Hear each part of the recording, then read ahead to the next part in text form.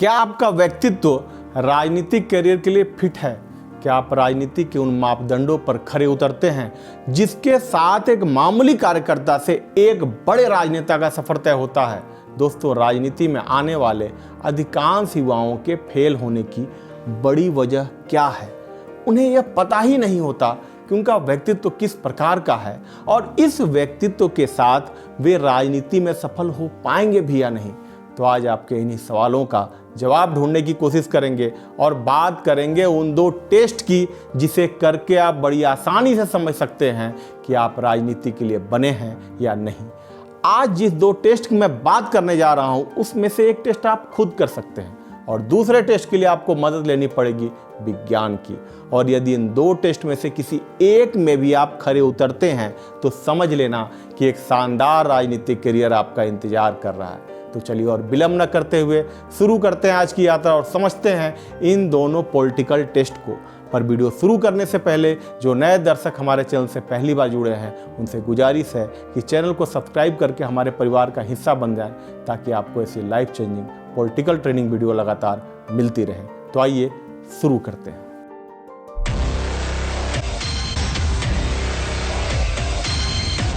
SD formula में S का मतलब है सर्च टेस्ट और D का मतलब है D10 टेस्ट।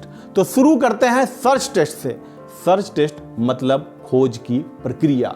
दोस्तों, राजनीति में कई सारे विभाग होते हैं जैसे crowd management, election management, social media management, narrative management, organization management, political advisor, legal advisor, इसके अलावा और भी बहुत कुछ।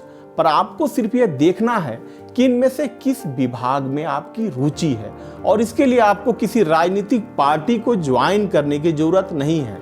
इसे पता करने के लिए आपको सिर्फ अध्ययन करना है और समझना है कि आखिर वो कौन सा विभाग है जिसमें आपकी रुचि ज़्यादा है।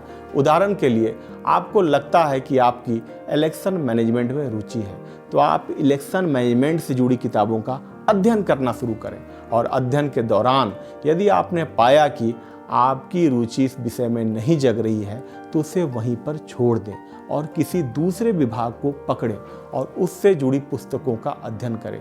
दोस्तों, इस प्रक्रिया का इस्तेमाल पूरे विश्व के पॉलिटिकल ट्रेनिंग स्कूल में किया जाता है, पर भारत में विडंबना ये है कि न तो यहाँ पर कोई बेहतरीन पॉलिटिकल ट्रेनिंग स्कूल है और न ही इस प्रक्रिया का इस्तेमाल किया जाता है। दोस्तों, इसे कहते हैं सर्च टेस्ट मतलब खोज की प्रक्रिया।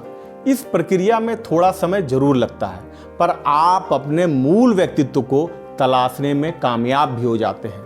आप यह समझने में कामयाब हो जाते हैं कि वास्तव में आप राजनीति के लिए बने भी हैं या नहीं, क्योंकि राजनीति से जुड़े किसी विभाग में यदि आपकी रुचि नहीं होगी तो आप किसी भी राजनीतिक समीकरण में फिट नहीं बैठ पाएंगे। और रुचि का होना इसलिए भी महत्वपूर्ण है क्योंकि इसके बिना आप उस विषय के विशेषज्ञ कभी बन ही नहीं पाएंगे। और आप चाहो तो इतिहास उठा के देख लो, बड़ी राजनीतिक सफलता उन्हीं को मिल पाई है जो किसी न किसी विभाग के एक्सपर्ट थे, चाहे वो अहमद पटेल हों या प्रमोद महाजन, अरुण जेटली हों या मनमोहन सिंह। ये सभी अपने विभाग के एक्सपर्ट माने जाते रहे हैं। ये ऐसे लोग थे जिन्होंने राजनीति के जिस विभाग में काम किया वहाँ कोई दूसरा उनके आसपास भी नहीं टिक पाता था।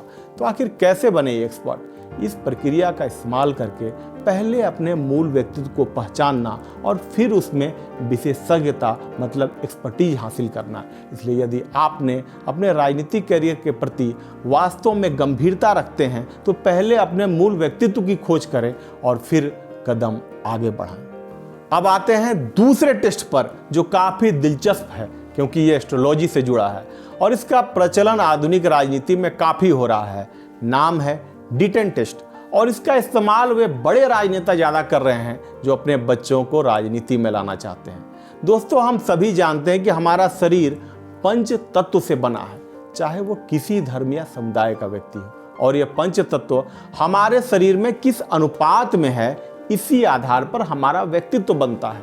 लोग अक्सर एस्ट्रोलॉजी का इस्तेमाल अपने भविष्य को जानने के लिए करते हैं। आप भी कर सकते हैं, कोई आपत्ति नहीं है, पर इस विज्ञान का इस्तेमाल यदि आप अपने मूल व्यक्तित्व को जानने के लिए करें तो इससे बेहतर कुछ भी नहीं हो सकता है। और D10 चार्ट के द्वारा ये काम काफ़ी आसान भी हो जाता है।